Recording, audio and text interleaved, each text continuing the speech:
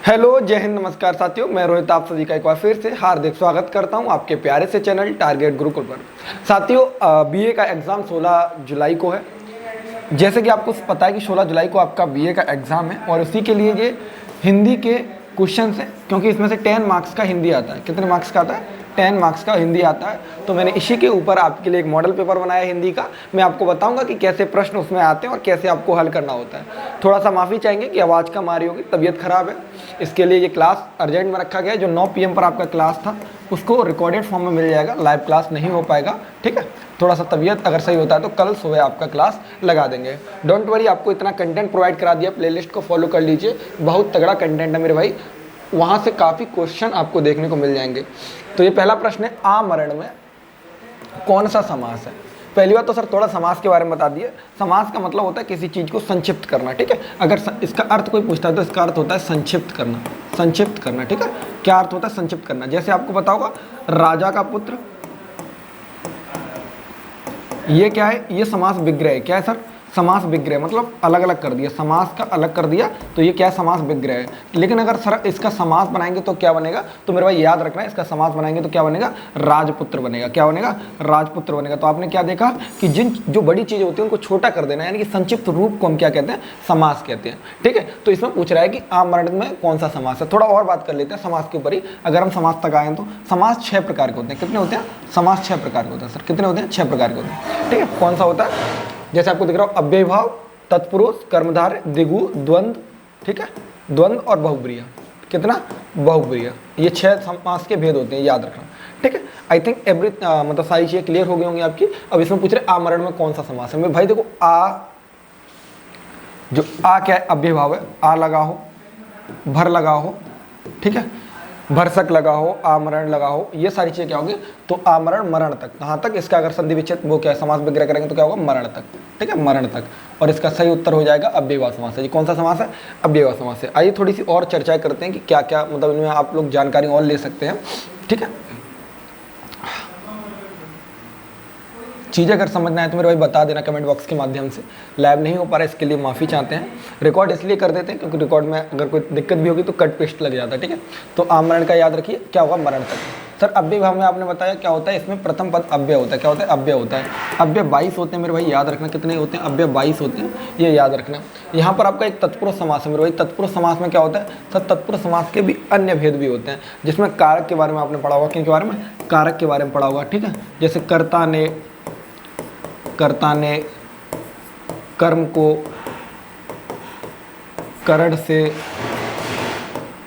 संप्रदान के लिए अपादान से, अधिकरण में मापर पे, ये सारी चीज़ आपने पढ़ी होंगी, ठीक है। तो वही इसमें तत्पुरुष समास के अंदर आता है। तत्पुरुष समास का अगर उदाहरण देखेंगे तो आप मुझे बताइए, जैसे राजपुत्र है, क्या था? अभी मैंने एक उदाहरण लिया था, राजपुत्र, ठीक है। तो राजपुत्र में क्या था? इसका समास विग्रह किया तो राजा का पुत्र। राजा का पुत्र यानी कि इसमें क्या पता चल रहा है?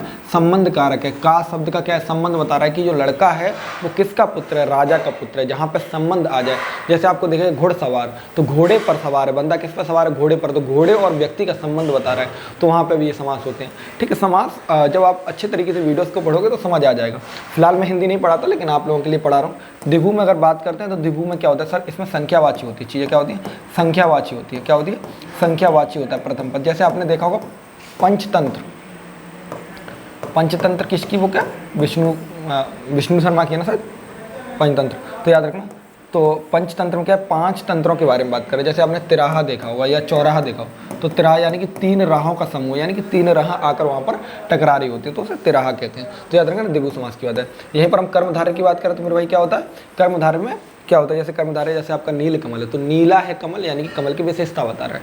यहीं पर अगर बाहुब्रीहि की बात करें तो उसमें तृतीय पद होता है। जैसे महादेव, महान है जो देव, कौन? शंकर जी। तो इस प्रकार के प्रश्न होते हैं जो आपको आई थिंक क्लियर हो गए होंगे। तो पहले प्रश्न का उत्तर याद रखना, आमरण में कौन सा होगा? अव्ययभाव समास होगा। इतना सारा आपको चीज़ें समझ आ गई होंगी। अगर आपको नहीं समझ आई तो मेरे भाई जरूर समझ लीजिए। यहाँ पे एक है लिखा है, उसे रेडियो ले जाना है, वाक्य में कारक पहचानिए। और मैंने अभी आपको बताया था कारकों के बारे में। मैंने बताया कर्ता ने कर्म को करण से, ये बारे क्या कहते हैं, मैंने भी आपको कारक बताया था, इसमें बी आंसर होगा। क्या होगा आंसर? बी होगा। तो कर्म कारक है। क्या है? इसको दिख रहा है, इसमें रेडियो ले जाने की बात कर रहा है, यानी कि कर्म कर रहा है व्यक्ति, क्या कर रहा है? रेडियो को लेकर जाने की बात कर रहा है, रेडियो को लेकर जा रहा है, तो इसमें क्या है? कर्म कारक है, ठीक है। इस प्रकार आप चीज़ें याद रखें। अगर यहाँ पर करण होता या कर्ता होता तो आपको पता है कर्ता क्या होता है, जो व्यक्ति कार्य को करता है वो कर्ता कारक होता है। ठीक है, ये चीज़ें आप लोग याद रखिए। अगर आपको समझ आए तो चीज़ें, वीडियो को लाइक जरूर करना है मेरे भाई। ठीक है, अगर आप लोग सपोर्ट इसी प्रकार बनाए रहेंगे तो कल आपके लिए और तगड़े तगड़े वीडियोस लाई जाएंगे। नील गगन लिखा है यहाँ पर, नील गगन लिखा, शब्द में समास बताना है मेरे भाई। समास के बारे में मैंने आपको अच्छे तरीके से समझा दिया, अब नील गगन के बारे में बताता हूँ। भाई जो नील गगन मतलब नील, यहाँ पे दो चीज़ सीखना। गगन, गगन का मतलब क्या होता है, अंबर। यहाँ पे पर्यायवाची भी तैयार हो जाएंगे। आकाश, क्या है, आकाश। तो अंबर और आकाश, ये चीज़ें आपको समझ आ गई होंगी। तो नीला है जो अंबर, यानी कि जो आकाश है वो कैसा है मेरे भाई, नीला है। कैसा है, नीला है। तो क्या बता रहा है, विशेषता बता रहा है। सर अभी आपने बताया कि जिसमें किसी चीज़ की विशेषता बताई जाती है उसमें कौन सा कारक होता है, कर्मधारय कारक, वो कर्मधारय समास होता है। कौन सा होता है, कर्मधारय समास होता है। मैंने अभी आपको बताया था कौन सा समास होता है, कर्मधारय समास होता है। बहुब्री में सर आपने उदाहरण दिया था, किसका उदाहरण दिया था, आपने दिया था त्रिलोचन। किसका उदाहरण दिया था, त्रिलोचन। लोचन मतलब, लोचन का मतलब होता है आँख, और त्रि मतलब कि तीन। तो तीन आँख वाला कौन है, अर्थात शिव। कौन, अर्थात शिव भगवान, यानी कि शिव शंकर की बात चल रही है। ठीक है, इस समय सावन का महीना है तो काफ़ी लोग व्रत रख रहे होंगे। ठीक है, वैसे बोलते हैं, ऐसा गांव में बोला जाता है कि इस समय जो लड़कियां व्रत रखती हैं उन्हें अच्छा पति मिलता है, तो रख लीजिए। ठीक है, तो इसका आंसर क्या हो जाएगा, कर्मधारय समास हो जाएगा। ये चीज़ें समझ आ गई। द्विगु के बारे में मैंने अभी आपको बताया कि इसमें संख्यावाची पद होता है, जैसे चौराहा, तिराहा, ये सारे प्रकार के, पंचवटी, इस प्रकार के होते हैं। अगला प्रश्न देखिए, नर नारी है। नर नारी में आपको शब्द में समास बताना है मेरे भाई। मैंने हर एक डायमेंशन से क्वेश्चन लिया है। नर नारी की बात करें तो यानी कि एक नर का मतलब होता है पुरुष, नर का मतलब क्या होता है, पुरुष। ठीक है, और नारी का मतलब होता है महिला, नारी महिला। ये थोड़े मैंने ज़्यादा हिंदी में लिख दिया। ठीक है, समझ लीजिए। तो यहाँ पर आपको क्या दिख रहा है कि ये दोनों एक दूसरे के क्या है, द्वंद्व है, यानी कि एक दूसरे के विपरीत है। विपरीत है कि नहीं। और द्वंद्व का मतलब होता है लड़ाई झगड़ा। आपने देखा कि प्रतिद्वंदी होते हैं, एक दूसरे के प्रतिस्पर्धा करने वाले प्रतिद्वंदी होते हैं। द्वंद्वी का मतलब होता है लड़ाई झगड़ा करने वाले, यानी कि उनके बीच में थोड़ा तंज रहता है। तो यानी कि यहाँ पर अपोजिट दिख रहे हैं। और आपने देखा होगा कि महिला और पुरुष में मतलब जब पति पत्नी हो जाता है तो उसके बाद शादियों के बाद में कई घर के कार्यों से आपस में झगड़े भी होते रहते हैं। ठीक है, अब ये ज्योति मौर्य वाला केस नहीं है, लेकिन समझ लीजिए। तो इस प्रकार मैंने समझाने के लिए यूज किया है, तो याद रखना। तो यहाँ पर द्वंद्व हो रहा है, क्या होगा, द्वंद्व समास है। तो आप हमेशा याद रखना, एक व्यक्ति दूसरे के अपोजिट होता है, वहाँ पर द्वंद्व समास होता है। जैसे आपने देखा होगा भाई बहन, ठीक है, भाई बहन होगा तो वहाँ पे भी द्वंद्व समास आएगा।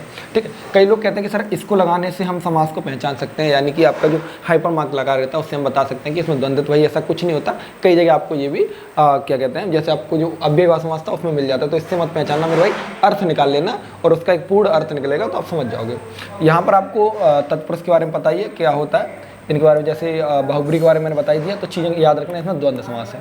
ठीक है, आपको 6 समासों के बारे में पता चल गया कि क्या क्या होता है। मैंने एक एक करके सबको समझा दिया। फिर भी समझ नहीं आता तो मेरे भाई बता देना। महादेव, महादेव शब्द में समास छांटिए। और मैंने अभी आपको बताया था कि महादेव का अर्थ आप निकालेंगे जैसे कि महान है जो देव। क्या, महान है जो देव। तो कौन है महान, तो शिव शंकर जी हैं। कौन, शिव शंकर, भोले बाबा, जय भोलेनाथ। ठीक है, तो याद रखना शिव शंकर हैं। तो इसमें सर समास आपने बोला कि तृतीय व्यक्ति की अगर बात की है तो वहाँ पर समास होता है। कौन सा समास होता है, बहुब्री समास होता है। वहाँ पर तृतीय व्यक्ति के बारे में बात कर रहा है, तृतीय पुरुष वो तृतीय वचन के बारे में बात कर। ये चीज़ थोड़ा सा देख लेना भाई। ठीक है, पढ़ लेना है, समास को समझ आ जाएगा। ऑलरेडी मैं संधि पढ़ा चुका हूँ, अगर आपने वीडियो नहीं देखा तो मेरे भाई संधि का वीडियो जरूर देख लें। ठीक है, इस प्लेलिस्ट में जाइए, प्लेलिस्ट को फॉलो कर नहीं रहे हैं तो कर लीजिए। प्लेलिस्ट आपके लिए इतनी अच्छी बनाई गई है कि आप लोगों के प्रश्न की आशा करते हैं कि 30 से 40% डायरेक्ट हिट करेंगे प्रश्न। और अगर आप लोग अच्छे तरीके से प्लेलिस्ट को फॉलो कर सकते हैं तो 60 से 70% क्वेश्चंस डायरेक्टली हिट करते हैं। ये मेरा एक्सपीरियंस नहीं कह रहा, मेरा ये मानना इसलिए क्योंकि अभी 2 दिन पहले का रिजल्ट आप लोग देख चुके हैं। BA LLB लखनऊ विश्वविद्यालय में किस प्रकार बच्चों ने बताया 2 वर्णों के मेल से होने वाले विकार को क्या कहते हैं। तो भाई देखो, संधि के बारे में बात करूँ, अगर 2 वर्ड होते हैं, अब याद रखना। देखो, समास की बात करूँ मेरे भाई, समास में क्या होता है, 2 शब्द होते हैं। आपने देखा राजा, राजा और का पुत्र। तो यहाँ पर 2 क्या दिख रहे हैं, ये शब्द है ना, शब्द है ना, ये क्या, ये वाक्य है। ठीक है, तो जो वाक्यों के मेल, सॉरी शब्द, ये क्या है, शब्द है। और यहाँ पे क्या है, वर्ड। तो जो भाषा की सबसे छोटी क्या होती है, वर्ड होती है। वर्णों से मिलकर शब्द बनते हैं। तो शब्दों के मेल से जो विकार उत्पन्न होता है उसमें समास होता है, लेकिन वर्णों के मेल से जो बनता है वहाँ पे क्या होती है, संधि होती है। जैसे आपको पता है, जैसे कि दयानंद, दया प्लस आनंद। सुनना मेरे भाई, यहाँ पे क्या है, आ, और यहाँ पे क्या है, आ, बड़ा आ। तो यहाँ पे क्या देखा, ये क्या है, शब्द है, वो क्या है, वर्ड है ना। तो जब वर्डों के मेल से जो बनता है वो संधि होती है। समास का आपको पता चलेगा। उपसर्ग क्या होता है मेरे भाई, जो उप मतलब की होता है पा मतलब याद रखो पीछे, उप मतलब की आगे। तो उपसर्ग मतलब होता है जो आगे लगता है। जैसे मैं लगा दूं बेकार, ठीक है, बेकार में बी प्लस कार, तो यहाँ पे कार का भी अर्थ होता है, वी का मतलब होता है। अगर इसका अर्थ निकलता है तो याद रखना इस क्या हो जाएगा, इस प्रकार भी आप याद रखना उपसर्ग होते हैं। और प्रत्यय क्या होते हैं, जो शब्द के पीछे लगते हैं। जैसे आपने देखा होगा बेईमान, तो मान इसमें क्या है, प्रत्यय हो जाएगा, ठीक है। इस प्रकार, ये तो नहीं, हाँ शायद ऐसे। जैसे प्रधान और मंत्री, तो मंत्री क्या इसमें प्रत्यय हो सकता है, इस प्रकार बना सकते हैं। मैं बता रहा हूँ आपको, ये चीज़ आपको जरूर देख लें। प्रत्यय से भी प्रश्न लास्ट ईयर आया हुआ है और उपसर्ग से आया, तो इसका संधि होता है। संधि के कितने भेद होते हैं, तो भाई 3 भेद होते हैं। स्वर संधि होती है, ठीक है, स्वर संधि होती है, व्यंजन होती है और विसर्ग होती है। ये ऑलरेडी मैं पढ़ा चुका हूँ, तो देख लेना ये चीज़ें कि कैसे कैसे क्या क्या है। अगला प्रश्न की ओर चलें, तो बताइए इसमें कपीस में कौन सी संधि है मेरे भाई, ठीक है। कपीस में कौन सी संधि है पूछ रहा है, तो बताइए कपीस में कौन सी संधि है, कपीस में कौन सी संधि है मेरे भाई। तो बिल्कुल सर, कपि धन ईस, यानी कि कपि धन ईस तो होता है कपीस, ठीक है। कपि का मतलब क्या होता है, जरा कमेंट बॉक्स में छापिए क्या होता है कपि का मतलब। तो सर यहाँ पर क्या दिख रहा है, छोटी ई बड़ी ई से मिलने के बाद में क्या बना रही है, बड़ी ई बना रही है। और आपने हमको बताया था अगर छोटा आ बड़ा आ से मिलकर बड़ा आ मिले, बड़ी ई मिले और बड़ा ऊ मिले, तो वहाँ पर जो संधि होती है वो कौन सी संधि होती है, दीर्घ स्वर संधि होती है। स्वर संधि के भी 5 वेद होते हैं, याद रखना। स्वर संधि कितने वेद होते हैं, तो स्वर संधि के भी 5 वेद होते हैं, आपको पता है ये चीज़ें। तो याद रखना यहाँ पे कौन सी दीर्घ स्वर संधि है मेरे भाई, कौन सी है, दीर्घ स्वर संधि है, ठीक है। ये चीज़ें क्लियर हो गई। यहाँ पर विसर्ग संधि में आप याद रखना, जो ये जो चिन्ह मिलेगा तो उसमें विसर्ग संधि होती है। जैसे मनोहर है, वो एक क्या है, मनोहर जो है मेरे भाई वो अपवाद है, ठीक है। वैसे अगर आपको इसमें एक ही मात्रा देखेगी तो आप कहेंगे कि सर इसमें तो गुण संधि है, क्योंकि आपने बताया था कि एक मात्रा ओ की लगी हो या फिर एक मात्रा ए की लगी हो तो वहाँ पे गुण संधि होती है। तो मेरे भाई वो होती है, लेकिन कुछ चीज़ें अपवाद होती हैं और अपवाद से प्रश्न आते हैं, तो याद रखना मनोहर जैसा उपवाद है। यहाँ पर मना प्लस हार होता है, मना प्लस हार होता है, तो ये प्रकार भी याद रखना। यहाँ पर एक वृद्धि संधि दिख रही हो, वृद्धि संधि की पहचान सर आपने बताई थी कि डबल ए लगी हो या डबल ओ लगा हो, तो वहाँ पर हम कह सकते हैं वृद्धि संधि है। जैसे आपने महोषधि के बारे में सुना होगा, महोषधि, तो ठीक है, वहाँ पर कौन सी संधि होती है, ये होती है। आपको कोई चीज़ें क्लियर हो रही तो मेरे भाई बता दीजिए। यड़ संधि के बारे में आपने क्या बताया सर, यड़ संधि के बारे में मैंने आपको बताया होगा मेरे भाई कि उसमें आधा अक्षर जुड़ा होता है। जैसे आपने देखा होगा स्वागत, मैंने आपको बताया था कि या और वाह ये 2 शब्द आपको मिलेंगे। जैसे स्वागत आपने देखा, तो स्वागत में कौन सी संधि है, यड़ संधि है। जब मैं क्लासेस पढ़ाता हूँ, वैसे मैं हिंदी पढ़ाता नहीं हूँ, ये केवल आपके प्यार की वजह से देख रहे हो, पसीने से लथपथ, मतलब कि अभी टेबलेट खाई थी तो उसी का नतीजा देख रहा है आपको। लेकिन आपका 16 को एग्जाम है तो इसलिए डिले भी नहीं कर सकते, चीज़ें कभी कभी कॉम्प्रोमाइज़ करना पड़ता है हेल्थ के साथ भी। लेकिन वैसे ऐसा बोला जाता है कि नहीं करना चाहिए, लेकिन करना पड़ता है मेरे भाई। निम्नलिखित में से कौन सा वृद्धि संधि है, वृद्धि मैंने आपको बताया वृद्धि का मतलब होता है बड़ा, तो आप बताइए इसमें वृद्धि संधि का उदाहरण नहीं है, ठीक है। ध्यान से पढ़ना, क्वेश्चन को ध्यान से जरूर पढ़ना भाई, नहीं लगा यहाँ पे, ठीक है। तो नहीं है तो मेरे भाई आपको दिखाई दे गया, सर आपने बोला था कि ए की मात्रा लगी होती है या ओ की मात्रा लगी होती है, तो वहाँ पर कौन सी होती है, वृद्धि संधि होती है। जरा हम जरा छाड़ दें, बिल्कुल सर, सदैव में हटा दिए, ये हटा दिए, ये हटा दिए, ये हटा दिए, यस सर। लेकिन ये मिल गया गुरुपदेश। गुरुपदेश में क्या मिला, आपने दिखाया सर ऊ की मात्रा बड़ी, और बड़ी ऊ की मात्रा किसमें लगती है, दीर्घ स्वर में। अभी आपको बता क्या है कि बड़ा ए बड़ा आ हो, बड़ी ई हो या बड़ा ऊ हो, वहाँ पर दीर्घ स्वर संधि होती है। यहाँ का क्या हो जाएगा, गुरु प्लस उपदेश। तो मेरे भाई याद रखना, देखो गुरु में लिखना सिखाऊं। देखो अगर गुरु नॉर्मल लिखना है तो गुरु ऐसे लिखा जाता है, ठीक है। यहाँ पे घुंडी वाला नहीं लिखा, घुंडी वाले का मतलब होता है कि बड़ा लिख दिया, ठीक है। आपके में शुद्ध वर्तनी भी आ सकती है, तो इस प्रकार के प्रश्नों को भी ध्यान से जरूर पढ़ना है। आपको एक चीज़ मुझे जरा लिख के बताइए, सारे लोग कमेंट बॉक्स में क्या लिखेंगे, वैज्ञानिक लिखेंगे, ठीक है, वैज्ञानिक लिखना, ठीक है। जैसे स्वागत है, मैंने आपको बोला था इसका अर्थ पता क्या होता है, सु प्लस आगत। और यहाँ पर जो संधि होती है मेरे भाई वो कौन सी संधि होती है, यड़ स्वर संधि होती है। आपको मैंने बताया था यहाँ पर आधा अक्षर मिलता है या और वा के साथ में, ठीक है। या और वा के साथ में अगर बीच में आधा अक्षर मिल रहा है तो वहाँ पर आपकी कौन सी संधि होगी, यड़ स्वर संधि होगी, याद रखना। वृद्धि के बारे में पता चल गया। व्यंजन के बारे में आपको पता है, जहाँ पर व्यंजन शब्द होते हैं वहाँ पर व्यंजन संधि होती है। जैसे कोई उदाहरण आप लोगों को अगर याद आ रहा हो तो जरूर कमेंट बॉक्स में छापना है आपको, ठीक। लाइक का टारगेट आपको पता है, लाइक ठोक देना क्लास को। पता है हिंदी कम लोग पढ़ते हैं, लेकिन फिर भी आप लोगों को प्यार बरसाते रहना है। चीज़ें कमी नहीं होनी चाहिए। अगर हम आपके लिए मेहनत कर रहे हैं तो आपको भी उतना ही हमारे लिए सपोर्ट करना है। और प्लेलिस्ट को अगर अभी भाई नहीं देखा तो मेरा भाई प्लेलिस्ट को देख लीजिए। और आज रात 10 बजे क्विज होगी ग्रुप में, तो जल्दी से जुड़ जाइए ग्रुप में। ग्रुप का नाम है टीम रोहित तोमर, सर्च करना मिल जाएगा, ठीक है। कौन सा, टीम रोहित तोमर, सर्च करना मिल जाएगा। 10 बजे क्विज होगी, सभी लोग जुड़ जाना वहाँ पर। दिगंबर। तो यहाँ पर क्या है, देखो आपको मैंने अभी बताया व्यंजन संधि के बारे में बता रहे थे ना, तो देखिए सर यहाँ पे क्या होगा सर, व्यंजन संधि। यहाँ पे कौन सी संधि, जैसे दिक प्लस अंबर, ये आपने सुना होगा, ठीक है, जब आपने उसमें पढ़ा होगा क्या कहते हैं, जैन धर्म को पढ़ते हो तो दिगंबर श्वेतांबर इनके बारे में पढ़ते हैं। तो का शब्द का गा में परिवर्तन हो गया, तो ये क्या व्यंजन ही, तो व्यंजन का व्यंजन में परिवर्तन हो रहा है, तो वहाँ पे कौन सी संधि होगी सर, व्यंजन संधि होगी। ठीक है, चीज़ें समझ लेना मेरे भाई। मनोहर के बारे में बता दिया मैंने, विसर्ग बता दिया, मतलब मैंने हर एक डायमेंशन से प्रश्न को उठाया और हर एक चीज़ों को आपको समझाने का प्रयास किया। यहाँ पे लिखा है पानी रहमन पानी राखिए बिन पानी सब सून, पानी गए ना उबरे मोती मानुष चून। यानी कि यहाँ पे श्लेष अलंकार है। कौन सा अलंकार है, श्लेष अलंकार है। मैं अलंकारों के बारे में ज़्यादा जानकारी नहीं जानता हूँ, लेकिन फिर बताऊँगा। अतिशयोक्ति का मतलब होता है किसी चीज़ को बढ़ा चढ़ा कर कह देना। जैसे आपने एक सुना होगा, हनुमान की पूँछ में लग ना पाई आग, लंका सारी जल गई गए निशाचर भाग। यानी कि हनुमान की पूँछ में आग लगी नहीं, पूरी लंका को जला दिया। अभी आप कहेंगे कि सर हो सकता है, अभी ग्राफिक्स वाली एक मूवी देखी है आपने, आदि पुरुष, तो ये चीज़ें तो नहीं संभव है, लेकिन ये क्या है, अतिशयोक्ति, मतलब किसी चीज़ को बढ़ा चढ़ा कर बोला जा रहा है। जैसे मैं बोल दूं कि भाई मैंने कल 50 क्या कहते हैं, मैंने कल एक टेम्पो को उठा लिया। अब आपको दिख रहा है कि सर की हालत इतनी खराब है, सर तो कुछ नहीं उठा सकते, पेन नहीं उठ रही हो, टेम्पो का उठाएंगे, तो ये अतिशयोक्ति, मतलब किसी चीज़ को बढ़ा चढ़ा कर। यहीं पर आपको देखा है मानवीकरण। मानवीकरण मतलब किसी चीज़ का मानवीकरण कर दिया है। यानी कि ये जो पेन है, ये मुझे, मान लो किसी लड़के का नाम ले लो, ये मुझे प्रयाग सर की तरह लग रही है, तो यानी कि मैंने मानवीकरण कर दिया, मैंने इस पेन को एक मानव से कंपेरिजन कर दिया, तो वहाँ पे मानवीकरण होता है। ऐसी उत्प्रेक्षा है, तो किसी चीज़ को उत्प्रेक्षा देखेंगे। श्लेष अलंकार मतलब कि किसी अर्थ को किसी से जुड़ा रहता है। यहाँ पे पानी जैसा शब्द आप लोग देखेंगे, यहाँ पे 3 चीज़ों से जुड़ा है, मोती, मानुष और चून। चून मतलब आटा जो होता है, मानुष मतलब, और जो मोती तो आपको बताइए जो मोती में आ जाते हैं। तो इन सब के बिना ये पानी जो है, पानी इन तीनों के लिए जरूरी है। तो यानी कि श्लेष मतलब इनका अर्थ उनसे जुड़ा रहता है। एक व्यक्ति अगर किसी से जुड़ा है तो वहाँ श्लेष अलंकार होता है। देखो ज़्यादा मुझे अलंकारों की जानकारी नहीं है, लेकिन मैं जितना कोशिश कर रहा हूँ, अगर आपको पसंद आता है तो जरूर लाइक करना, ठीक है, पढ़ के जरूर जाना। मैं ये टॉपिक बताने आया हूँ कि इन टॉपिक से आता है।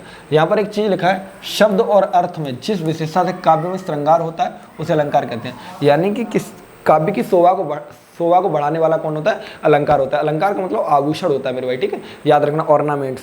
तो याद रखना, जो काव्य की शोभा को बढ़ा दे उसे अलंकार कहते हैं। क्या कहते हैं, अलंकार कहते हैं, ठीक है।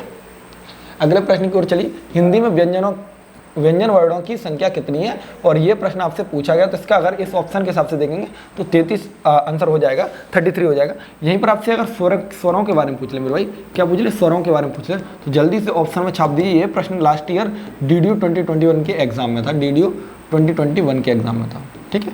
जल्दी बता दीजिए कि स्वरों की संख्या कितनी है, जरूर पढ़ लेना मेरे भाई। आपको पता है कुछ संयुक्त स्वर भी होते हैं, उनके बारे में आपको पता ही होगा। संयुक्त व्यंजन होते हैं, संयुक्त स्वर भी होते हैं, तो ये चीज़ें आपको जरूर बतानी मेरे भाई, ठीक है। वैसे जैसे एक प्रश्न आया यहाँ पर, निम्नलिखित में से संयुक्त व्यंजनों के बारे में बताया। देखो व्यंजनों के बारे में जैसे कई मूर्धन, गर्दन से बोलने वाली, ये सारी चीज़ होती है, लेकिन मैं एक डिटेल वीडियो तो बना नहीं सकता, मतलब कि एकदम एक दिन में तो पढ़ा नहीं सकता। अगर आपने पहले पढ़ी हो तो अच्छी बात है। यहाँ पे आपसे पूछ रहा है संयुक्त व्यंजन। संयुक्त का मतलब होता है किसी चीज़ से मिलकर बना हो कोई व्यक्ति, किसी चीज़ से कोई चीज़ मिलकर बनी होती है, उसे संयुक्त कहते हैं। क्या कहते हैं, संयुक्त कहते हैं। तो यहाँ पे क्या पूछ रहा है मेरे भाई, क्या पूछ रहा है, संयुक्त व्यंजन के बारे में पूछ रहे हैं। तो बिल्कुल क्या होगा, यहाँ पे तो घात तो नहीं हो सकता, लेकिन ध्यान से पढ़ना चीज़ों को। देखो अच्छा, अब मैंने यहाँ पे लिखा भी है, जो क्षत्रिय होता है वो का प्लस सा से मिलकर होता है। क्षत्रिय क्या होता है, क्षत्रिय, यानी का प्लस सा का अर्थ आ रहा है उसमें। जैसे त्र, तो यानी कि त्रिशूल होता है, त्रिशूल, तो ता प्लस रा का अर्थ मिल रहा है। सर क्या मिल रहा है, ता प्लस रा का अर्थ मिल रहा है। वहीं पर यहाँ पे क्या है, अणा लिखा हो ना, ज्ञानी, तो ज्ञानी में आपने सुना हो ज्ञानी, तो यानी जा और या अणा जो आ रहा है ज्ञानी, तो ठीक है, इसका अर्थ आ रहा है। यहाँ पे श्रमिक होता है ना, वो वाला देखा होगा ना, तो क्या है, श्रा, यानी कि सा प्लस रा का अर्थ मिल रहा है, तो इनको कहते हैं संयुक्त व्यंजन। तो मेरे भाई इनको भी याद रखना, अगर आपसे इस प्रकार भी पूछ सकता है। अगर इस ऑप्शन में पूछे तो ध्यान से पढ़ना। वैसे ये तो हो ही नहीं सकता, या तो अकेला इंडिपेंडेंट है भाई, या रा मतलब इंडिपेंडेंट का मतलब ये नहीं है, ये इनको स्वरों की सहायता मिलती है, लेकिन आपस में किसी से मिलकर नहीं बने हैं। लेकिन ये क्या है, संयुक्त व्यंजन, यानी कि व्यंजनों से मिलकर बने हैं, ठीक है। तो याद रखना संयुक्त स्वर कौन कौन से होते हैं, जरा कमेंट बॉक्स में छाप दिए अगर आपको पता है, ठीक। सुंदरता शब्द में संज्ञा बताइए। सुंदरता यानी कि सुंदरता में संज्ञा पूछ रहा भाई, किसी के बारे में सुंदरता है, यानी कि ये सुंदर है, तो क्या है भाई, सुंदर क्या है, या भाववाचक संज्ञा है, किसी की भावनाओं के साथ में देख रहे हैं। भावनाओं समूहवाचक संज्ञा में अगर कोई व्यक्ति खड़ा है तो बोल देंगे ये क्लास, जैसे आपने तो सुना होगा, जैसे समूह में क्या होता है, जैसे कक्षा में समूह आ जाएगा ना, ठीक है। कच्छा लिखा हो तो वहाँ समूहवाचक है। व्यक्तिवाचक यानी व्यक्ति विशेष के बारे में बात करें, यानी मेरे बारे में बात करें। जाति यानी कि किसी पूरी कास्ट को लेकर बात करते हैं, जैसे झुंड, किसी का झुंड है तो उसमें क्या है, ऐसे बोलते हैं बीजेपी पार्टी वाले घूम रहे हैं, तो इसमें क्या करा हमने, जाति विशेष कर दिया, उनको मतलब अलग बता दिए। तो इस प्रकार की चीज़ें होती हैं मेरे भाई। ठीक है, ये एक आपको दिख रहा है जिसे जीता ना जा सके। भाई जिसे जीता ना जा सके, ये आपका एक शब्द, वो अनेक शब्द का एक शब्द है, तो भाई इसका अर्थ होता है अजय। जो व्यक्ति अजय होता है जिसे जीता ना जा सके। आपको होता है अजय मतलब, जे मतलब होता है जीता जा सके, और आ प्लस लग गया तो अजय, मतलब आपको मैंने भी बताया था ना उपसर्ग और प्रत्यय के बारे में, तो उसमें देखो आप प्रत्यय इसी प्रकार। यहाँ पे अविजित, विजित या दुर्जेज, इन सब के बारे में पढ़ना, अक्षय के बारे में पढ़ना। इसी प्रकार आपको मैं बताता हूँ आमरण, जो अमर, तो यानी कि जो मर नहीं सकता, अमर। इस प्रकार आपके वन वर्ड भी आ सकते हैं। और इसी प्रकार अगर मैं आपको बताऊं तो थोड़ा विलोम और उनके बारे में पढ़ लेना। ठीक है, विलोम और पर्यायवाचियों के बारे में पढ़ लेना। आज का मॉडल पेपर कैसा लगा जरूर बताएं। अगर आपको नहीं, एक और क्वेश्चन रह गया, उसको देख लीजिए। यहाँ पर मैंने लिखा है 14 सितंबर को क्या मनाया जाता है, हिंदी दिवस मनाया जाता है। मेरे ये प्रश्न बहुत इंपॉर्टेंट प्रश्न है। ये प्रश्न इसलिए इंपॉर्टेंट है क्योंकि ये लास्ट ईयर पूछा गया, डीडीयू के एग्जाम 2021 का एग्जाम में पूछा गया है। 2021 के में ये भी था, उसमें पूछा गया था कि हिंदी दिवस कब मनाया था, तो 14 सितंबर को मनाया जाता है। दिवसों के बारे में ऑलरेडी हमारी प्लेलिस्ट के अंदर वीडियो डला हुआ है, तो आपको जरूर देखना है। और आज का ये वीडियो कैसा लगा जरूर बताना। कोशिश करते हैं कि आपका जो मॉडल पेपर है वो कल तक अपलोड हो जाए, और कल आपकी मैराथन लगा दी जाएगी, डोंट वरी, अगर तबीयत सही रही तो। जय हिंद, राधे राधे। कैसा लगा ये वीडियो जरूर बताना है, प्यार और आपकी अपेक्षा करते हैं। चलिए, धन्यवाद।